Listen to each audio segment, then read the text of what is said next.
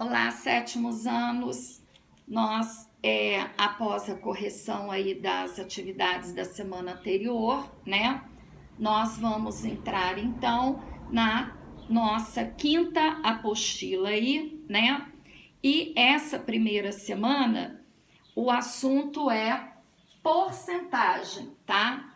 Esse assunto de porcentagem, ele não é desconhecido para vocês, porque eu já dei essa aula aí para vocês, né? Quando nós trabalhávamos no PET 3, né? Lá na primeira semana, ele falava de porcentagem. Então, eu quis, né, introduzir todo esse assunto para vocês entenderem direitinho. Então, esse assunto, ele foi dado no dia 7 de agosto. Então, eu gostaria muito que quem esqueceu aí, voltasse, né, lá no seu caderninho, nessa data do dia 7 de agosto, porque eu pedi para vocês que copiassem o resumo no caderno, exatamente para quando houvesse necessidade, você tivesse tivesse lá, né, o local para você consultar, uma fonte de consulta. E é o que vai acontecer agora para quem realmente aí esqueceu ou não dominou completamente esse assunto, né? Porcentagem, gente, é um assunto que ele é muito comum no nosso dia a dia e em diversas situações. Então, por exemplo, essa semana, né, todos os 5 problemas dessa primeira semana se refere a cálculo de porcentagem, tá? São situações que nós encontramos no nosso dia a dia. E eu vou explicar aqui para vocês a primeira situação, o problema, tá? Então, veja só, aí no primeiro probleminha, nós temos uma tabela, né, envolvendo 3 materiais escolar, que foi caderno, borracha e uma caixa de lápis de cor. E esses 3 materiais, eles sofreram reajuste, ou para mais ou para menos. Para mais é quando nós vamos pagar a mais aquele material. E para menos é quando o material caiu de preço. Então, o que ele diz? O caderno que custava R$ 6,80, ele teve um reajuste de menos 15%. Então, isso significa que eu vou pagar 15% a menos. Então, esse valor de R$ 6,80 aqui, ele vai cair. A borracha, que custava R$ 2,80, ela teve um reajuste de mais 25%. Quer dizer que eu vou pagar a mais pelo preço dessa borracha.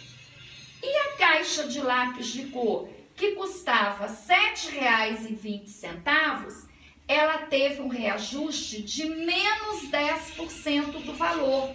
Então, significa que eu vou pagar a menos.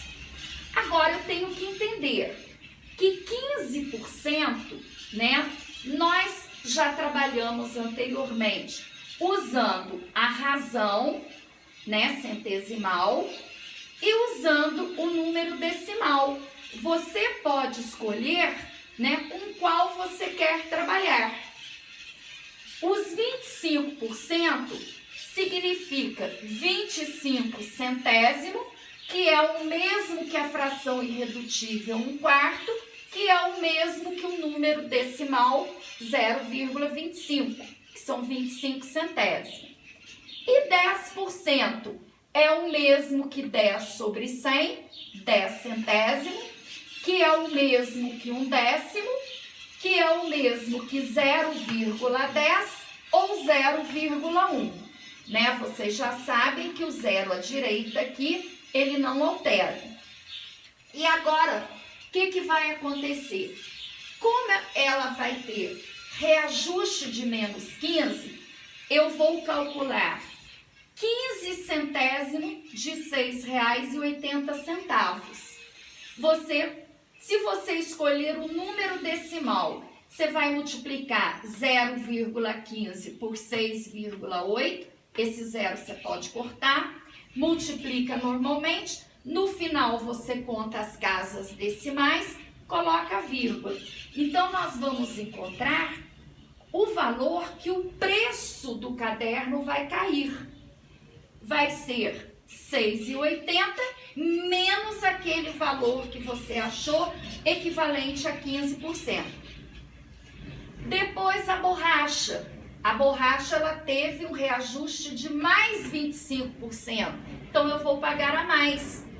Eu posso pegar 2,8, multiplicar por 0,25, multiplico normal, depois eu conto as casas decimais e coloco a vírgula, eu vou ter exatamente o valor do aumento. Para quanto irá a borracha? É aquele aumento mais R$ 2,80. O lápis de cor, um reajuste de menos 10%. Então, eu vou pagar a menos. Eu posso multiplicar 0,1 por 7,2. Multiplico normalmente, conto as casas decimais e coloco a vírgula. Depois, aquele valor que eu achei, eu vou diminuir de R$ 7,20. Então, é assim que se procede em relação a esse primeiro probleminha. O segundo probleminha ele diz de um empréstimo, uma quantia que o Joaquim precisou pedir emprestado, a sua amiga. E o que acontece? A amiga, para emprestar o dinheiro aí ao Joaquim, ela fez a seguinte condição: eu empresto os R$ 1.000 durante um prazo de 10 dias e no final desses 10 dias você me paga o capital, que são os R$ 1.000, mais 40%, que no caso é a Maria, que é uma verdadeira agiota. Então, 40% é o mesmo que 40 sobre 100, que é o mesmo que 0,40, que é o mesmo que 0,4. Então, você vai achar os 40% de R$ 1.000. Aquele valor que você encontrou correspondente a 40%, você vai somar com R$ 1.000. Vai ser exatamente a resposta A. Agora, na letra B, quer saber qual o valor da dívida caso ele salde em 13 dias. Ela então ainda impôs uma condição. Depois dos 10 dias, ele pagaria 3% do valor devido por atraso. Então, como ele atrasou 3 dias, se cada dia são 3%, ele ainda vai ter que pagar 9% a mais sobre aquele valor que você encontrar na letra A. Então, você vai calcular 9% do valor que você achou na letra A, que vai ser exatamente como se fosse uma outra multa, e ainda fazer uma soma. Entendido, gente? Então, calcula-se a taxa de 9% sobre o valor que ele pagaria ao final de 10 dias e depois ainda temos que fazer a soma, ok?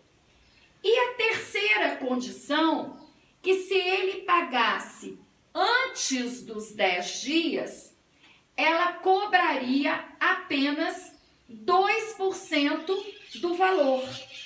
Então, ou seja, qual o valor a ser pago adiantando 4 dias? Se ele adiantou 4 dias, significa que ele usou durante 6 dias. 6 vezes 2% são 12%.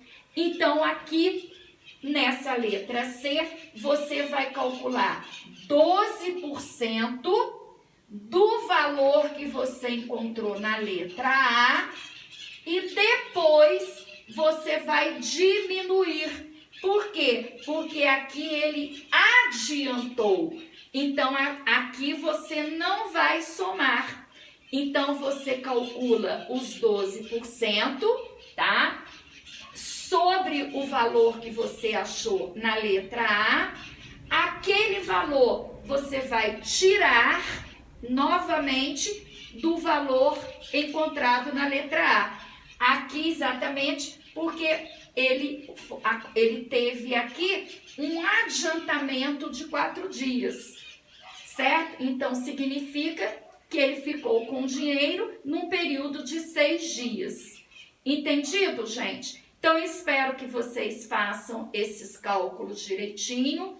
Nós, na próxima aula nossa, sexta-feira, nós faremos a correção e eu explico as outras 3 situações. Ok, gente?